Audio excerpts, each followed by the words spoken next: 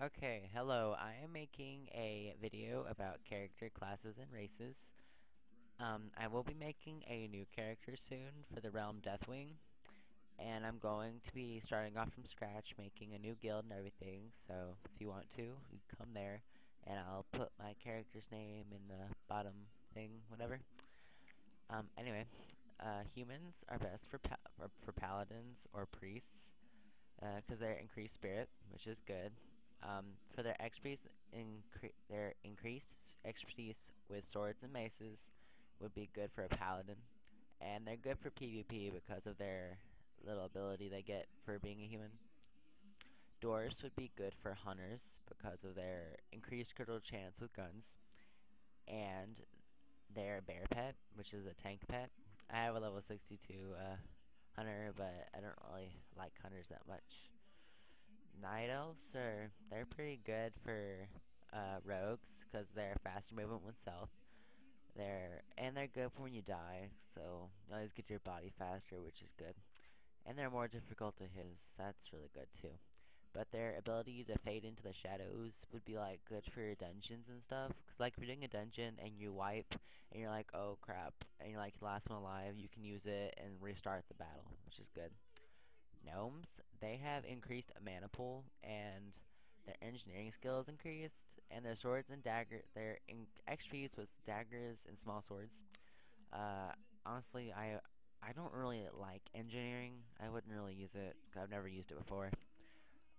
But they're good for. I guess they would be good for rogues because of their daggers and small swords. They're definitely good for mages or warlocks. I I have a level 28 warlock. I don't really enjoy them. I would most likely go with mage. Okay, now Draenei. Draenei are like my second favorite, I guess you could say. I would definitely use jewel crafting if I was going to be a Draenei. Um, this is good for like Draenei's would be good like melee fighters or casters. I wouldn't go with a hunter for that. If I'm ever a Draenei, I would be a shaman because shamans are my favorite. Shaman's like my favorite, but I prefer to be a girl shaman because the male shamans are really fat and ugly.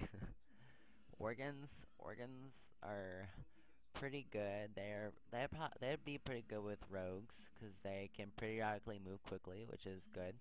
They have critical strike chance increase, and their skinning and speed is increased. The skinning is good if you're new and you don't have gold or anything. You can just go around skin stuff and sell light leather in the auction house.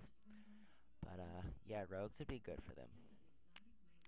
Now for the orcs. Orcs would be pretty good hunters or rogues, but hunters probably be the best because they have increased damage done by pets increased, yeah, and they resist stun effects, which is good for PvP. Undead are like one of the like best PvPers, I guess, in my opinion for Horde. I would probably be a rogue for a undead because I can remove fear, sleep, and charm. That's just my opinion, though. A warrior would be good too. A Torn. Torns would probably be pretty good as a paladin because of their stomp effect, which stuns enemies, and their maximum health is really good. That's good too. Um, for a troll, I would probably go with either like a hunter or maybe a druid or a shaman. I'm not really that that really aware, not really good with trolls. I've made one, got to level 18, and I was like, no, I hate this thing. But if I was gonna be a troll, I would definitely be a shaman. Shaman's like one of my favorite. I've never really leveled up one. I definitely like healing, but their berserk thing increases attack and casting speed. That's really good. I would like that. That's good if you're doing PvE. Damage increase versus beast. That's good for PvE. This right here would be good for either a hunter or a warrior or like a death knight or whatever. Well, not really a death knight. I guess you could say a warrior, a warrior or a hunter. That'd be good. That's good for PvE because you don't want movement impairing effects, so like everyone can stack on you during PvP. So that's good. A blood elf. For blood elves, I would go with either a paladin, a rogue, or some kind of caster.